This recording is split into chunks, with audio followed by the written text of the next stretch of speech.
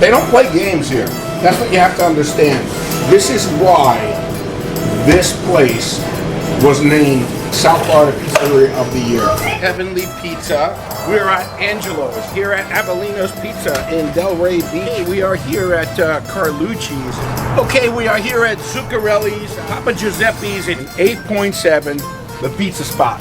This is horrible. This is a 9.2. Friendlier. There's no flavor whatsoever. That's how it's done.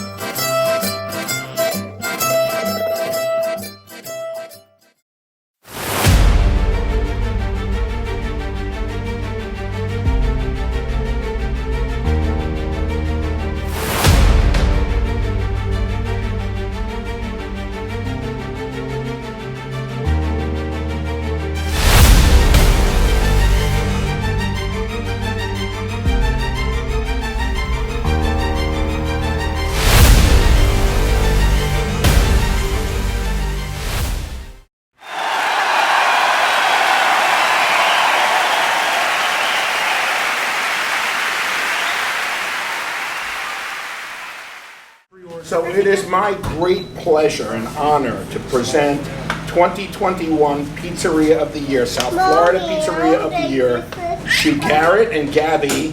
Congratulations. Thank you. Thank you very much. From Taste This with Frank Gallo. Well deserved. Thank you, Frank. I appreciate it. Thank you. You're welcome. You're welcome. It's an award. It helped us win it. So this is the all-natural 11 sourdough starter. We feed it every morning, part rye flour and part all-purpose flour. Now, when you say you feed it, for the people at home that don't understand, is this a Polish or a Biga? No, it's a 100% sourdough starter, so we feed it 1 to 1 to 1. So it's 1% flour, 1% water, and then 1% residual of the original sourdough starter. And how long has this original starter been around? The starter's been about almost 3 years now. 3 years. 3 years. So people that don't understand, it doesn't go bad. It actually gets better with time. So we just bought this new fridge a couple days ago. We've outgrown our dough capacity space. Your place. Yeah, so we're literally at this point we're loaded up, just trying to get ready for the beginning part of next week. So Okay. Now let me ask you a question. Now, one of the many factors that gave you the title of best pizzeria in South Florida. One of the many factors. There are a lot more than what meets the eye, not just taste, but the cleanliness of this establishment. It's incredibly immaculately clean. Tell us what the health inspector had to say when they came here. said they've never seen a cleaner kitchen before in their life. Explain to the folks at home what guanciale is. So we bring in this guanciale. It's absolutely fantastic. So it's essentially Italian bacon, but it's bacon of the jaw instead of bacon of the belly. Okay. So this guanciale is like some of the best that I've ever found. It's coated in black pepper, so it really gives that delicious flavor of the bacon and the black pepper combination. So it's that salty, but also has a little bit of the bite, which gives it that nice combination. So most people know about pancetta. Explain to us the difference in taste between a pancetta and a guanciale. Guanciale is a little saltier. So like there's the hardest part about using guanciale is the restraint of how much of it you use. That's really, for me, that's any topping of any pizza, the balance of ratio of cheese, sauce, and toppings. That's the hardest part I've always found with pizza making in general. It's like too much or too little throws the scale of like the ratio completely out of whack. Guanciale being, one of those main ones, is like really one of the hardest ingredients because it has so much salt. So you really gotta be careful. A fine balance. You don't want to overkill with the guanciale. So you'll see like Dustin right now, I believe is probably making an OG pizza. So that's the OG pizza, Dustin? Yep. The OG pizza. OG in Italian means today. So that's the Havarti mixture that we lay down. It's a Havarti cheese. Is that what that is? Yep, that we lay down first. And then we're gonna fill in the gaps with mozzarella cheese. Okay, so they're putting that mozzarella. And this mozzarella is very special. Most of the places that I go to that are high end are using the top end grande cheese, but that is in itself a processed cheese Explain to us the difference between the mozzarella that you use and a grande type of mozzarella. What makes yours so special? It's a true flor de latte mozzarella cheese. So it comes freshly packed in water. They come in individual balls. I'm just going to sneak over here.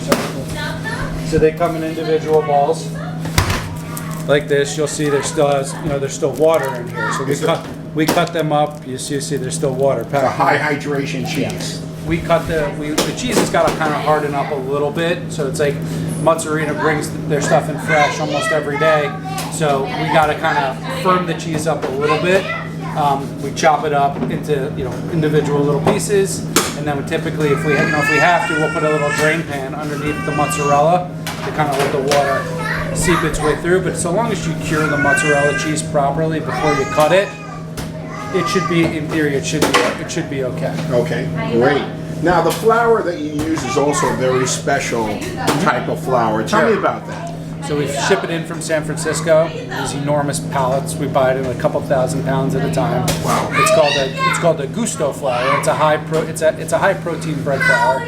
That's what gives the crust the chew, but it also gives it that crunch at the same time. So when most people go left, we go right in regards to like our tomato sauce being from New Jersey instead of from California, and we're from Italy.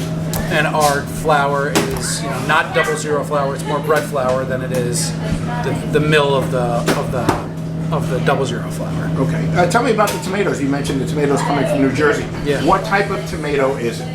So it's a Scalfani tomato. It's a crushed tomato sauce that we blend in, and then we let it settle for a couple days so that the ingredients kind of seep in there. But if you can see. It looks so good. Yeah, we blend in our own basil, and we blend in salt, and we blend in salt, basil, and no oregano. No oregano in the sauce. Olive oil. So you don't put oregano in the sauce. Nope. Interesting. So Garrett, what about the pepperoni and the sopressata that you're using right here, side by side on an angle here? This angle. So the pepperoni is Ezzo's Cup and Char. This Ezzo's Cup and Char pepperoni. Ezzo's Cup and Char? Yep. Okay. So it's one of the pepperonis that'll blacken and curl up. Okay. So it'll bring it, it'll hold in a lot. And that's how you can tell when it cups up that it's a good pepperoni. Yeah. And this sopressata, you'll see it's got some of the chili flakes in it. So it's got some heat to it, and it's got a really nice fat content. We bring this in from Chicago. Very high quality. You can just tell by looking at it. Yeah, it's a delicious. There's that beautiful pepperoni. Yeah, so that's the guanciale. And there's the guanciale chopped up, ready to be used. We render it down a little bit. And this is that caciocavallo cheese. Caciocavallo cheese, excellent. Let me try it. Guys, it's like a treat for me to do a video here. It's incredible. Absolutely. And what is this? Is this feta cheese here? Yeah. So we add this to our white pizza. Dustin had used it previously in the past, and it works great. That's our OG pizza. This is the OG today pizza. OG pizza made by Dustin. Hey, Dustin. Hey, what's How up, you doing? guys? Dustin is one of the great people here on the staff at How You Doing. Let's look at this cheese. So Oh my, look at that, guys. So this gets flown in from Italy. They don't play games here. That's what you have to understand. This is why this place was named Pizzeria, South Florida Pizzeria of the Year. Because everything is done right. Let's look at this oven and talk about it for a second. Spectacular oven. Got the logo on the front. This is a combination of wood and gas, correct? Yep. Tell me about it. So it's a Forza Forni oven. It's a rotating stone. Forza Forni? Yeah. Okay. So the components come in from Italy. The wholesaler that sold it is based out of Brewster, New York. So obviously it's too big to fit into the front door. So it came in pieces, and they assembled it like over here essentially.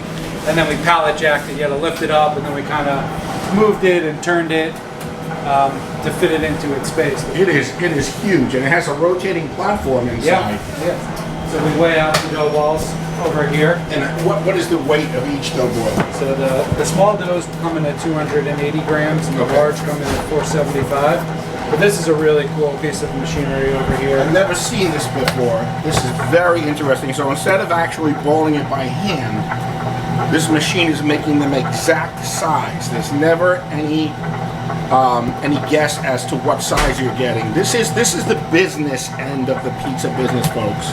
If you don't know what the pie costs you going out the door, you're not going to make it. You need to know what your margins are, and the way you know that is to know how much each ingredient costs you and what it costs you to produce that pizza. Yeah, so we started in my backyard. I was originally just giving the pizzas away to my neighbors for free, just marinara pizzas and cheese pizzas, like our OG pizza, giving them away for free.